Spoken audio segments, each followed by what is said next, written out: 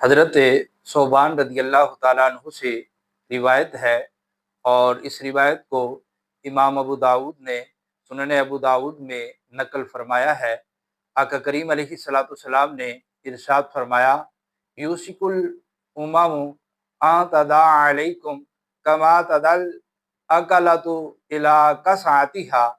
ارشاد فرمایا کہ قریب ہے کہ قومیں یعنی دشمنان اسلام ایک دوسرے کو تمہارے مقابلے میں اس طرح دعوت دیں گی جس طرح کھانا کھانے والے ایک دوسرے کو پیالے کی طرف دعوت دیتے ہیں، یعنی کھانے کی طرف دعوت دیتے ہیں۔ قال قائل، ایک شخص نے عرض کی، یا رسول اللہ صلی اللہ تعالیٰ علیہ وسلم، ومن قلۃ نحن یومئذ، کیا اس وقت ہماری تعداد کم ہوگی، ہم کم ہوں گے، اس وجہ سے ہماری یہ حالت ہوگی؟ تو آقا کریم علیہ الصلوۃ والسلام نے ارشاد فرمایا، بل انتم یومئذ کثیر، ارشاد فرمایا بلکہ اس دن تم کثرت سے ہوگے، تمہاری تعداد کثرت سے ہوگی، تمہاری تعداد زیادہ ہوگی۔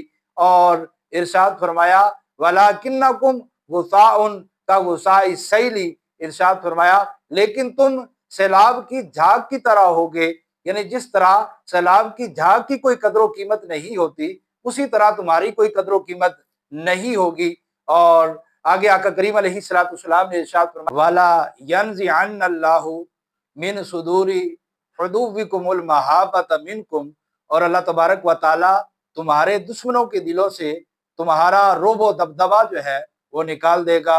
وَلَا يَقْذِفَنَّ اللَّهُ فِي قُلُوبِكُمُ الْوَهْنَ، اور اللہ تبارک و تعالیٰ تمہارے دلوں میں وہن کو ڈال دے گا، یعنی بزدلی کو ڈال دے گا اور کمزوری کو ڈال دے گا۔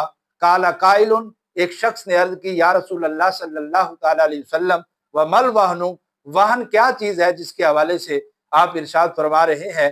آقا کریم علیہ الصلوۃ والسلام نے ارشاد فرمایا، حب الدنیا و کراہیت الموت، ارشاد فرمایا دنیا کی محبت اور موت کا ڈر۔ اب اس حدیث پاک سے یہ ثابت ہوا کہ امت مسلمہ کے جو زوال کا سبب ہے وہ دنیا کی محبت اور موت کا ڈر ہے۔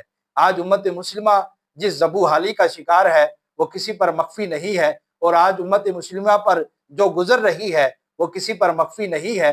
آج امت مسلمہ کثرت کے باوجود مثل اس جسم کے ہے جس کے اندر جان نہیں ہے۔ اللہ تبارک و تعالیٰ امت مسلمہ کو کھویا ہوا وقار عطا فرمائے، اللہ تبارک و تعالیٰ امت مسلمہ کو نصرت اور کامیابی نصیب فرمائے، آمین، بجاہ خاتم النبیین صلی اللہ تعالیٰ علیہ وآلہ وسلم۔